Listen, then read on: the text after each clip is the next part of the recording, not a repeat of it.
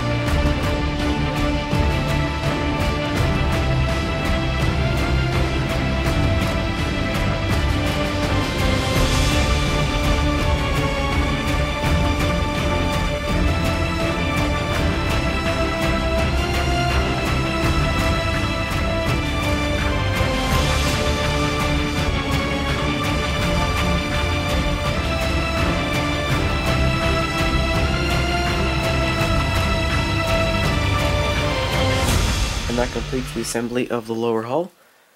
Really nice bullet wedge details there along with the rivets there, and the fenders at the back, obviously.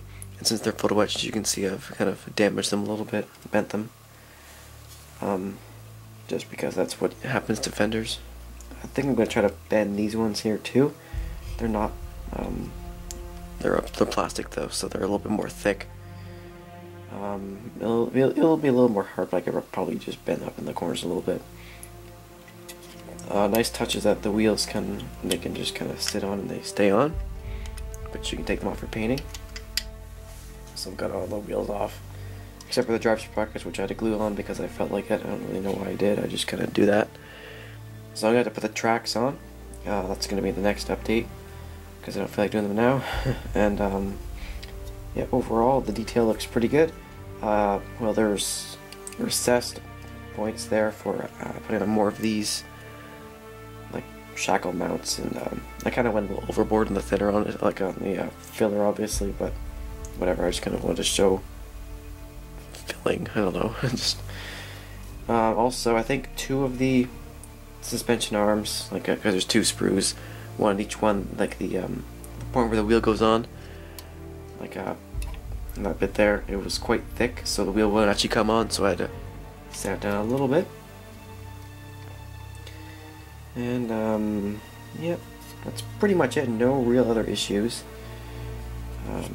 It went together pretty quickly, and yeah, overall I'm pretty impressed with this so far. Like the swimming gear on there, the propeller. So now we're going to move on to the assembly of the turret.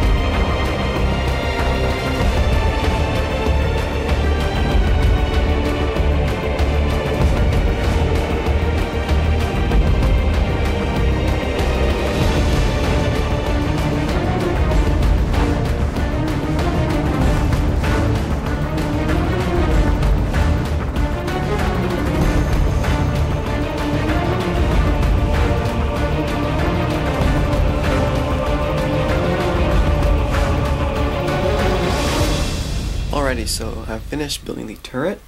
Not that many parts on it, and it's actually a really nice build. The photo wedge detail is really nice. Only really troubles were it was hard to get the 50 caliber machine gun to sit in there straight, as you saw. I had to kind of balance out a bunch of things to get it sitting straight, and also the kind of shield along the sides of the dishka there.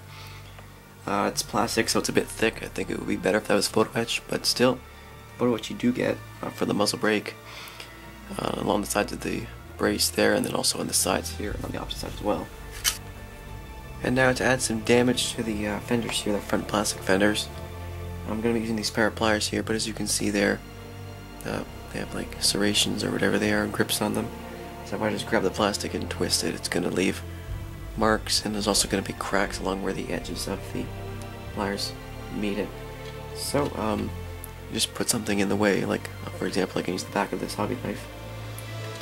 That kind of spreads out the area, and then I can just kind of push it one way or another. I'll get a slight bend in it. I don't have any marks in the plastic at all. And so that will be the end of part 1 of the build through on the T-40 light tank from Hobbyboss. So far the build has been pretty nice. Photo etch details are nice and everything like there on the bottom. You can easily damage the fenders if you want to. Plastic fenders up front, they're a bit thick, so they're kind of hard to bend, but I kind of just damaged up a little bit. And the turret, the photo etch details are very nice on the viewboards up there, as well as the up here on the disc, and then also the muzzle brake is actually very nice on there too. I'll zoom you in. You can see the muzzle brake is very nice, mold detail on it.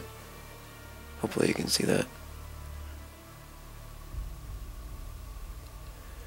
Yep. Couple issues kind of getting the machine guns to actually sit in there in the turret. As you can see, they're a little bit low actually, but whatever. Also the turret hatch will just kind of stay in there, like not glued. It'll kind of stay movable, which is nice. Because I'm not sure if I'm going to have it open or closed yet. I've only actually put those 2 bits on the upper hull right now. Because the upper hull, the tracks will be part 3 or part 2 of the build through. Yep. Also I had to fill up these things in the front, just the recessed molding points for any more of these. If you're going to do, I think, a late model or something like that, it's not included in this kit. But I think that's a thing, I don't know. Yeah, they're just basic filling on there. Kind of went overboard with the filler on those, but